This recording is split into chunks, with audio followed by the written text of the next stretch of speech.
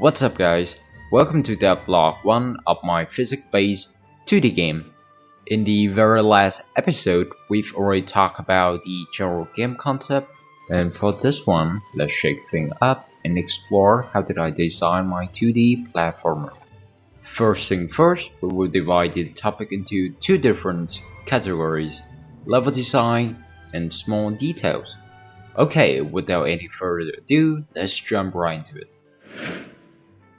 Before designing any levels, you should get your mind clear on three things. Level mechanic. It depends on which game you want to make, but for me, each level or each map should have a unique mechanic that differentiate it from one another. Implementing a unique features might be hard and time consuming, however, it keeps the gameplay fresh.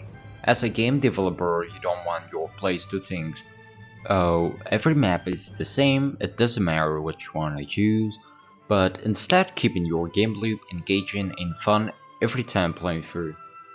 For instance, I currently have 3 maps, and all of them has a unique playstyle.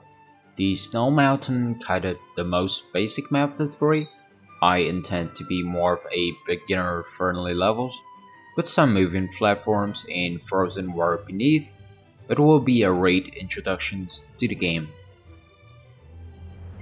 Then we have the classier map, which had this floating iceberg, and all of the iceberg gonna be destroyed at the end of the classier here.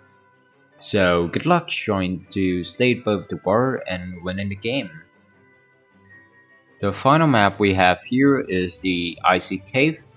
Also guys, I'm not good at naming things, so if you have a great suggestion for this map, make sure to comment down below and I will grade you in the game. Okay, so the classier map challenged the player to keep balance by jumping across the iceberg. With this map, instead of the vertical movement playstyle, I want it to be more horizontal. This cave limits your ability to jump, and on top of that, icicle will randomly fall from the cave ceiling, so you as a player have to reflect fast to dodge those icicles because they can literally one-shot you. Okay, maybe I make that up, but you get the ideas.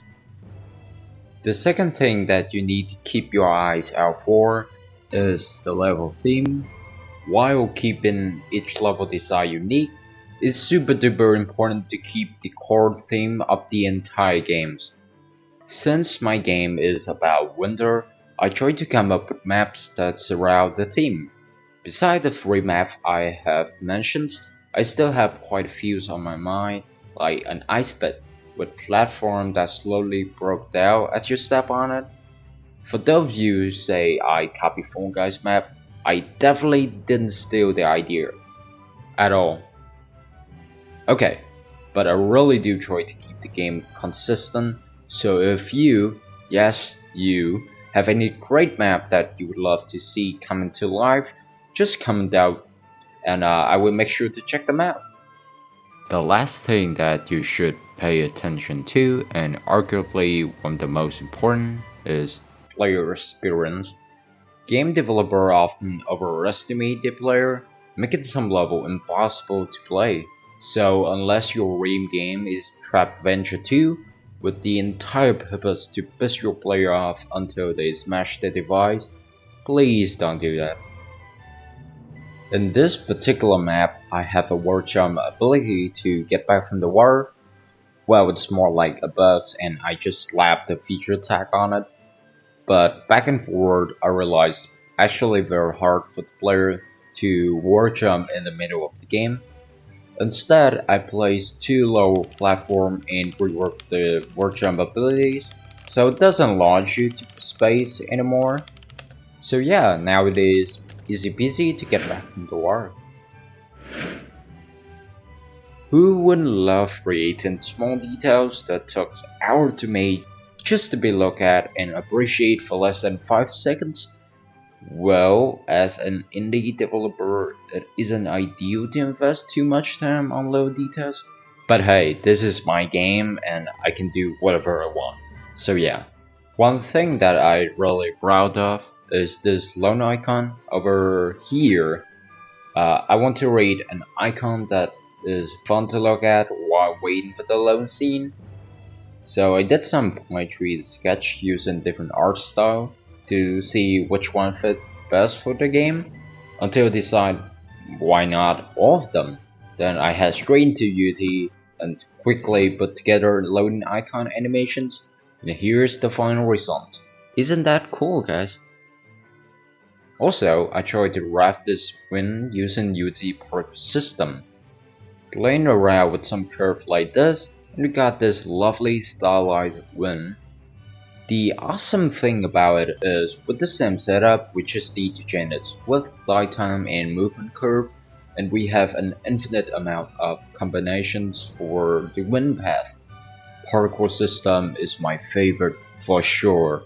Speaking of the environment, I have received some suggestions on Parallax background since the first devlog. Hence, I decided to go back and reroll all of the backgrounds.